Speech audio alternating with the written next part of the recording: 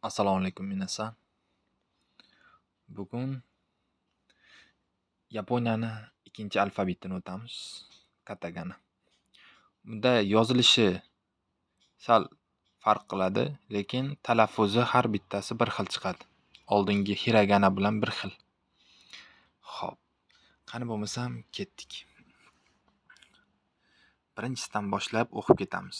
A, I, U, E, O, K, Ki, Ku, Ke, Ko,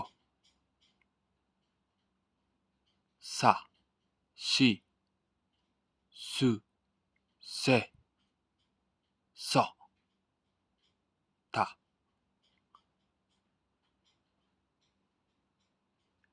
Chi, Tsu, Te, To, Na, Ni, Nu, Ne, No, Ha, Hi, Fu, He, Ho, Va, tushib ketdim pastga. Maid, Ma, Mi, Mu, Me, Mo, Ya, Yu, Yo, Ra, Ri, Ru, Re, Ro, Va, Vo,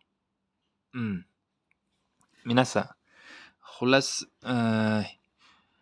bu unchalik ham ko'p ishlatilmaydi, lekin gapni orasida kelib turib qiynaydi-da. Buni ham o'rganishimiz kerak. Birinchi o'chirtda hiraganani, uni ham videolarimiz orasida bor. Kirib ko'rib qaytarib olsalaring bo'ladi. Bu katagana. Birinchi hiragana, keyin katagana, keyin kanjiga o'tamiz. Xudo xolasa hammasini oson qilib o'rgataman. Nima deydi? O'zim qiziqardim. Shunaqa oson o'rgatadigan o'qituvchilar bormikan deb turib, keyin o'qidim. Xudo xolasa deb o'zimga o'zim niyat qilib qo'ydim.